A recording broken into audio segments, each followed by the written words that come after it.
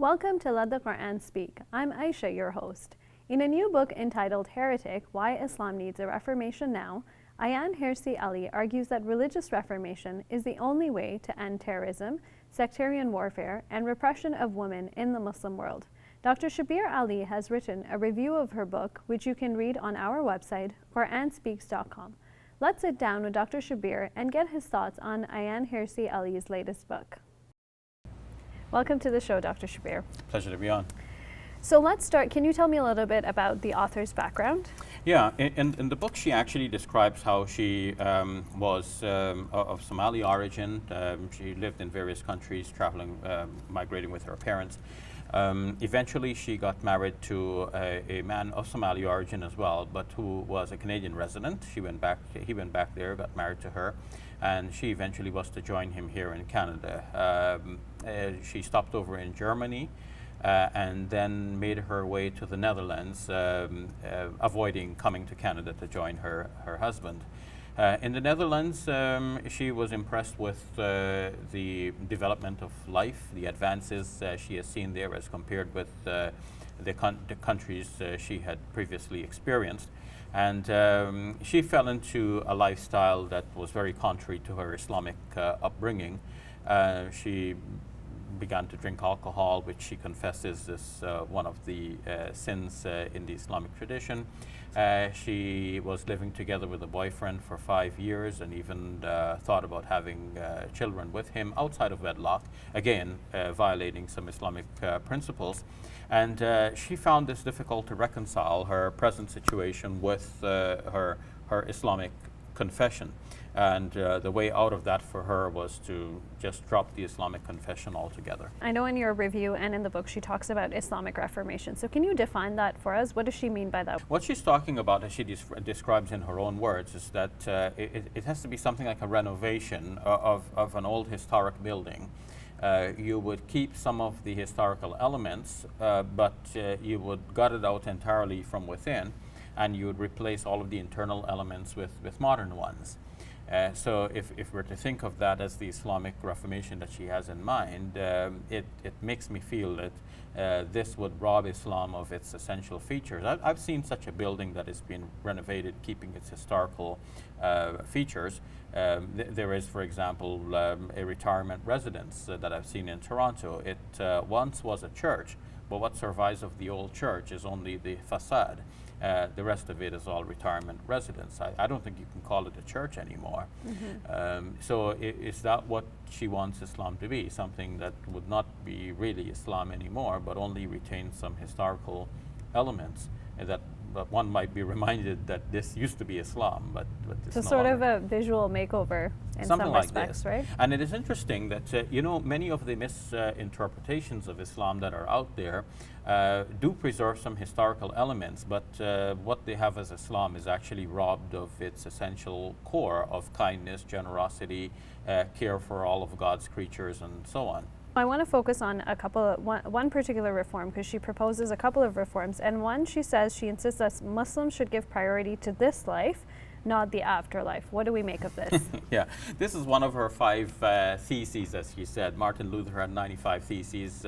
She has only 5. Okay. And this is one of the 5. But of course, with a kind of proposal like this, she's cutting at the heart of not only Islam but of other religions as well. Many religions basically look beyond this life and say that this life is only temporary, and we do not only what will benefit us in this life, but what will benefit us in the life hereafter. Often it feels and seems to criminals that they can get away with murder because there's only one life to live. So you live this life to its fullest enjoyment, you do what you can get away with, and just enjoy yourself, eat, drink, and be merry, they say. But the religious message is actually that there is another life and there is justice from God to be meted out. The Hindus have the idea of karma. You'll be reborn and you will meet the just deserts of what you have done in this life. In Judaism and Christianity and Islam, especially so in Christianity and Islam, there is a strong belief in the afterlife in which there will be a judgment, and yeah, we will reap the rewards mentioned clearly in Matthew's Gospel, in the book of Revelation, in the New Testament, and again in the Quran. This is a core doctrine. So if you get rid of this, then what does it leave Muslims with? Basically, you would have to make up your own reasons for being good in this life. And one can say, okay, let's be good just because we're human beings and we should be naturally good. But somebody else may say, well, I'm not naturally good, I'm naturally bad, and to be bad is just me. And if I can be bad and get away with it and be happy that way, then who's to tell me that I shouldn't be? Well, the religion says that you shouldn't be bad, you should be good, and that if you do what is right, you get the good rewards for it in the life hereafter. And if you do what is bad, well, then you might get away from the justice of this life, but you cannot get away from God. You can run from the law, but you can't run from Allah. Definitely. And in Islam, we also say, we have our regular prayer which says, God, give me the best both in this world and the next. So they both inform one another. Exactly. So I think she's got this wrong by thinking that Muslims are in their present condition because they give preference to the life hereafter. Rather, she should be calling on Muslims to achieve the balance that is there in that prayer, which is very common among Muslims. رَبَّنَا آتِنَا فِي الدُّنْيَا حَسَنَةً وَفِي الْآخِرَةِ حَسَنَةً. Our Lord, give us the good of this life and the life hereafter. What this prayer expresses is the Muslim ethos that we are to work for both this life and the life hereafter, and there has to be a balance. We shouldn't go to extremes, either in working too much for this life and neglecting the life hereafter, or too much for the life hereafter and neglecting this life. In fact, the Muslim view is that by working for this life, we are actually working indirectly for the life hereafter. Even things that people would regard as mundane issues, like having a job, for example, to Muslims, this is a religious issue, because we are told in our religion to have a job and to earn, so that by feeding yourself and being off of charity, you are actually doing the Islamic thing. And by feeding your family, you're getting reward from God. And this is unique to the Islamic faith, in that most people would think of religion meaning something that you do in a place of worship, and the rest of it is all mundane activity. But the Islamic view is that all of it is somehow religious, in that you can be doing even mundane things, but for the pleasure of God, and that reaps you rewards in the life hereafter. How helpful is her categorization of Muslims? She defines them as Meccan Muslims, Medinan Muslims, and modifying Muslims. What are your thoughts on that? It's a very confusing categorization of Muslims, because some other reformers had proposed that, okay, let's look at the Meccan surahs of the Quran as the foundation, and let's emphasize those as opposed to the Medinan surahs, which include a number of regulations about Islam, some of which some reformers have found problematic.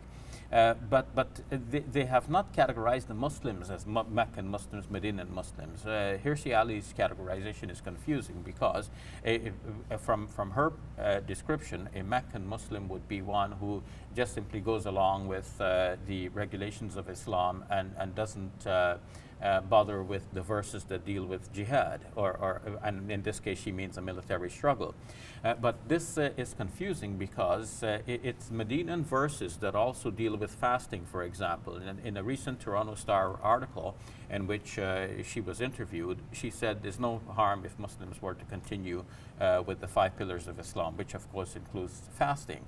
But fasting is from a Medinan passage. So here she's got the two eras confused, all mixed up. And then she has this vague category of modifying Muslims in which she wants to include herself. But clearly, even in the present book, she is actually holding an atheistic position. She's saying that it is man that made God. It's not God that made man, which is a common atheistic principle.